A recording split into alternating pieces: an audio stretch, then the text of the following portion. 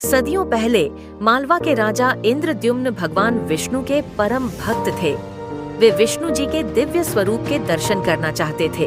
उन्होंने सुना कि नीलांचल पर्वत पर स्वयं भगवान विष्णु एक अद्भुत स्वरूप में प्रकट होते हैं। यह सुनते ही राजा ने अपना राज्य छोड़ दिया और भगवान विष्णु के दर्शन के लिए निकल पड़े। राजा इंद्रद्युम्न ने अपने सेवक विद्यापति को नीलांचल क्षेत्र में नीलमाधव भगवान विष्णु का स्वरूप की खोज करने भेजा। विद्यापति ने आदिवासी प्रमुख विश्ववसु से संपर्क किया, जो भगवान नीलमाधव की पूजा करते थे। विश्ववसु ने यह रहस्य किसी को नहीं बताने की कसम खाई थी, लेकिन विद्यापति ने उनकी बेटी से विवाह करके यह जानकारी प्राप्त कर ली। विद्यापति ने देखा कि नीलमाधव स्वयं प्रकट होकर विश्ववसु को दर्शन देते हैं। यह खबर राजा इंद्रद्युम्न तक पहुंची, लेकिन जब राजा वहां पहुंचे तब तक भगवान नीलमाधव अंतर ध्यान हो चुके थे। राजा बेहद दुखी हो गए और उन्होंने भगवान विष्णु से प्रार्थना की। भगवान विष्णु ने राजा के सपने में आकर कहा, मैं नीलमाधव के रूप में अब यहाँ नहीं रहूंगा, लेकिन तुम्हारे लिए मैं एक और दिव्य रूप में प्रकट होऊंगा। तुम समुद्र तट पर एक विशाल पेड़ को बहते हुए देखोगे।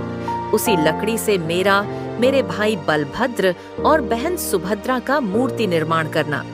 राजा ने भगवान के निर्देशानुसार लकड़ी को प्राप्त किया और मूर्तियां बनाने के लिए एक विशेष कारीगर की तलाश की। तभी एक वृद्ध कारीगर, जो स्वयं भगवान विष्णु के रूप में थे, आया और कहा कि वह मूर्तियां बनाएंगे, लेकिन उनकी शर्त यह थी कि जब तक वह कार्य पूरा न कर ले, कोई भी कक्ष में प्रवेश नहीं करेगा। कुछ समय बाद जब कई दिन बीत गए और अंदर से कोई आवाज नहीं आई, तो राजा चिंतित होकर दरवाजा खोलने के लिए मजबूर हो गए। उन्होंने देखा कि वृद्ध कारीगर अंतर्ध्यान हो चुके हैं और अधूरी मूर्तियां वहां पड़ी थीं। राजा बहुत पछताए, लेकिन भगवान विष्णु ने उन्हें फिर से दर्शन देकर कहा, यह मेरी लीला है, यही रूप मेरे भक्तों को दर्शन देंगे। आज भी भगवान जगन्नाथ, बलभद्र और सुभद्रा की मूर्तियां अधूरी प्रतीत होती हैं। यह विश्वास है कि भगवान जगन्नाथ स्वयं अपने भक्तों के प्रति अपार प्रेम के कारण इस रूप में है। उनका यह स्वरूप मानवता को यह संदेश देता है कि ईश्वर हर रूप में हमारे साथ है, चाहे वह अपूर्ण ही क्यों न लगे। यह कहानी भक्ति, धैर्य और भगवान पर अटूट विश्वास का प्रतीक है। जगन्नाथ जी के दिव्य स्वरूप और उनकी लीला के कारण आज भी करोड़ों लोग उनसे जुड़े हैं।